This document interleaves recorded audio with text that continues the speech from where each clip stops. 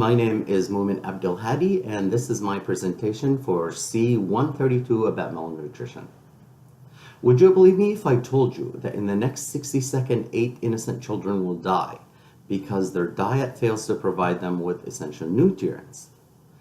According to Doctors Without Borders, it is true, and 8 more children will continue dying every minute unless we make the right changes.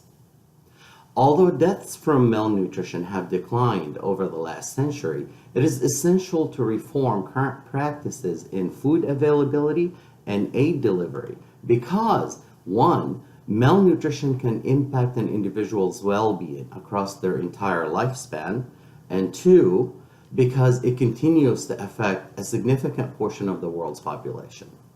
Let me restate the main points.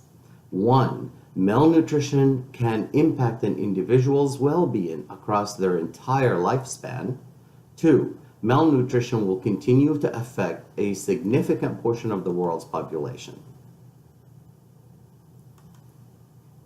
Let's discuss point number 1 for a moment. Malnutrition can impact an individual's well-being across their entire lifespan. According to the New Health Advisor 2017, research shows that malnutrition effects have both short-term and long-term consequences.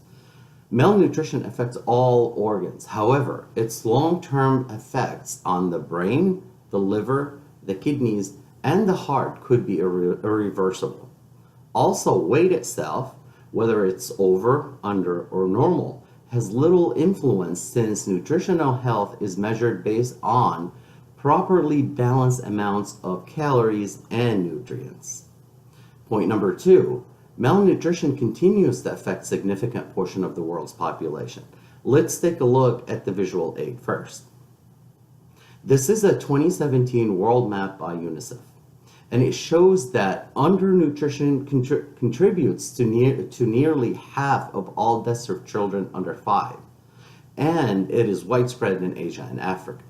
According to the Global Alliance for Improved Nutrition 2012, research shows that the world food production is enough to feed 10 billion people because of many factors, including poverty, conflict, and oppression, food does not get to everyone.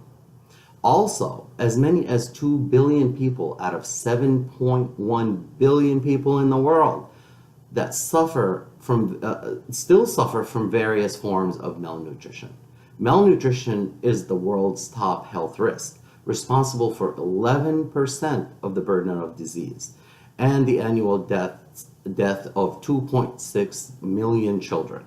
Children worldwide suffer irreversible effects of malnutrition at a rate of 1 out of 4 children and 1 out of 3 children in developing countries. In conclusion, malnutrition can impact an individual's well-being across their entire lifespan, and it continues to affect a significant portion of the world's population. These 2 points together support my claim that although deaths from malnutrition have declined over the last century, it is essential to reform current practices in food availability and aid delivery. It is imperative for each one of us to become committed and to get more people involved in the fight against hunger and malnutrition. It is up to each one of us to share the stories, show our support on social media, and become an advocate. Let's donate some of our money and volunteer some of our time to make the world a better place for all mankind. Thank you for listening to my presentation, and I hope that you'll join us in the fight against hunger and malnutrition. Any questions, please?